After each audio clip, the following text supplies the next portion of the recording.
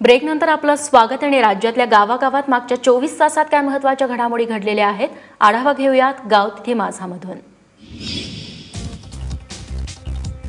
बेळगावमधील सांब्रा विमानतळावरती संशयास्पदरित्या फिरणाऱ्या 4 तरुणांना पोलिसांनी काल ताब्यात घेतलंय। विमानतळाच्या संरक्षक भिंतीवरून ते उड्या मारून धावपट्टीवरती आल्याची माहिती आहे। प्राथमिक चौकशीत हे चौघे पंत बाळेकुंद्री येथील मदरशाचे विद्यार्थी असून ते 16 ते 20 वयोगटातले आहेत। मदरशाला सुट्टी असल्यामुळे विमानतळ पाहण्यासाठी आलो असल्याचं या मुलांनी सांगितलं। मात्र या घटनेनंतर बेळगाव शहर आणि परिसरात अफवा पसरल्या होत्या। मात्र चौकशी अंतीत सर्व प्रकार स्पष्ट होईल असं शहर पोलीस आयुक्त टी.जी. कृष्ण भट्ट यांनी सांगितलं। शिर्डीत साईबाबांना पुण्यतिथी उत्सवाच्या मिळालेल्या दानाची मोजदाद करण्यात आली।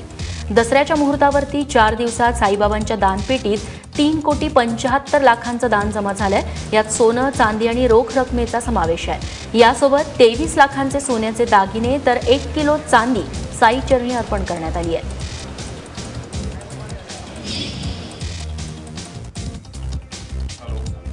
सिंधुताई सपकाळ यांच्या संस्थेच्या नवीन वसतिगृहाचं काल केंद्रीय गृहराज्यमंत्री हंसराज अहिर यांच्या हस्ते उद्घाटन झालं। पुण्यातील मांजरी परिसरातील या वसतिगृहाला तीर्थरूप असं नाव देण्यात आलंय। समाजातील आर्थिकदृष्ट्या मागास आणि दुर्बल घटकातील मुलांना या वसतिगृहाचा फायदा होणार आहे। या वसतिगृहात 100 मुलांची राहण्याची व्यवस्था होणार आहे। सप्त सिंधू महिला आधार या संस्थेच्या वतीनं हे वसतिगृह सुरू करण्यात आलंय।